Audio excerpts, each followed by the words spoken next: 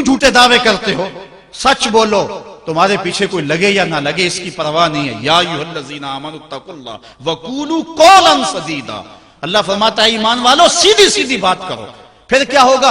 یصلح لکم اعمالکم ویغفر لکم ذنوبکم، وہ تمہارے اعمال بھی ٹھیک کر دے گا، تمہارے بخشش بھی فرما دے گا۔ نہ لوگ اکٹھے ہوں، نہ مجمع بنے، نہ حلقہ بنے، یار یہاں تو 72 ہوں تو وہ بھی قبول ہیں۔ یہاں مقدار نہیں دیکھی جاتی، یہاں معیار دیکھا جاتا ہے، سر نہیں گنے جاتے، دل گنے جاتے ہیں۔ یہاں یہ دیکھتے ہیں، مت لوگوں کو جو ہے وہ کھلونے دے کے بہلاؤ اور لوگوں کی عقیدتوں کو لوٹو اور لوگوں کے ساتھ ظلم کرو، زیادتی کرو، اپنی آخرت بھی کالی کرو اور لوگوں کی آخرت بھی کالی کرو۔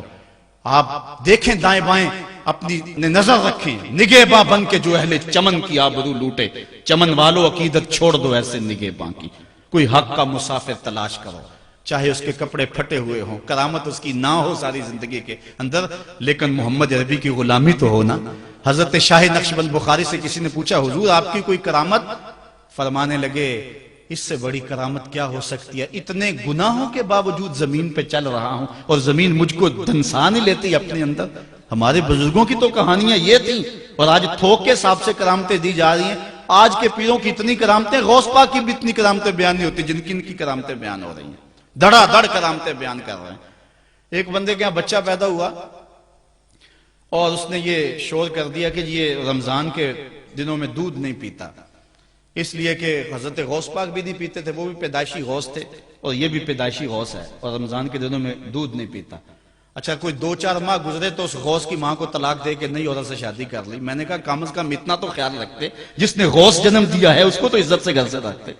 تو یہ کیا تماشے ہیں؟ کیا لوگ بے وقوف ہیں؟ اب لوگ سمجھنے لگے ہیں، لوگ جو ہے وہ ان وجہ سے پھر دور دین سے ہوتے ہیں، نقصان یہ ہوتا ہے۔ لیکن میں آپ کو کہتا ہوں دنیا سے حق ناپید نہیں ہوا۔ اگر مداری گر موجود ہیں، ڈاکو لٹیرے اور چور موجود ہیں، تو حق کا ڈنڈورا دینے والے بھی اس دھرتی پہ بستے ہیں۔ ہمارا رویہ یہ ہے کہ ہم کسی ایک شخص سے بدزن ہو جاتے ہیں تو پورے طبقے سے بدزن ہو جاتے ہیں۔ کئی بندوں کو میں سنا جو میں دیکھا ہوا ہے پیروں کو، اور تو نے دیکھے ہوئے نہیں ہے، جن کو مل کر زندگی سے عشق ہو جائے وہ لوگ شاید آپ نے دیکھے نہ ہو، مگر ایسے لوگ بھی ہیں کہ جن کو دیکھ کر کے زندگی گزارنے کا ڈھب آ جاتا ہے، سلیقہ اور طریقہ آ جاتا ہے۔ ان لوگوں کی تلاش کرو۔ اگر ایک دکان سے کپڑا صحیح نہ ملے، سودا صحیح نہ ملے، تو آپ جو ہے کیا کھانا پینا چھوڑ دیتے ہیں؟ آپ کو پتا پورے شہر سے مٹھائی کہاں سے اچھی ملتی ہے، آپ کو پتا پورے شہر سے کپڑا کہاں سے اچھا ملتا ہے، آپ کو پتا پورے شہر میں جو ہے وہ فلاں چیز اچھی کہاں سے ملتی ہے۔ دین بھی ڈھونڈو کہاں سے خالص ملتا ہے اور کہاں سے نہ خالص ملتا ہے، اس کے لیے محنت کرنی پڑے گی۔ جھولی میں یوں نہیں ڈال دیا جائے گا، اس کے لیے تمہیں جانا پڑے گا، کوشش کرنی پڑے گی۔ ہاں 1 سے دھوکہ کھاؤ گے، 2 سے کھاؤ گے، 3 سے کھاؤ گے، لیکن جو تم دھوکہ کھاؤ گے تم تو رب کے نام پہ کھاؤ گے نا۔ حضرت عمر رضی اللہ تعالیٰ عنہ کی عادت تھی، جو غلام لمبی نمازیں پڑھتا اس کو آزاد کر دیتے۔ غلاموں کو سمجھ آ گئی، لمبی نمازیں پڑھنی شروع کر دی، آپ آزاد کر دیتے۔ کسی نے کہا عمر تم تو بھولے آدمی ہو، یہ نمازیں اللہ کے لیے نہیں پڑھتے، یہ آزادی کے لیے پڑھتے ہیں۔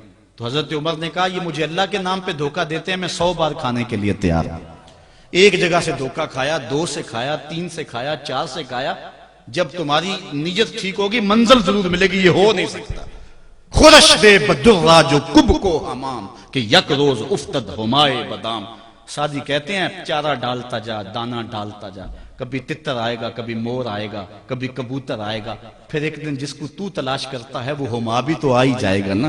اس لیے حق کے سفر کو نہ چھوڑنا، چلتے رہنا اور راہ حق کی منزل پر انشاءاللہ ایک دن ضرور گامزن ہوگے۔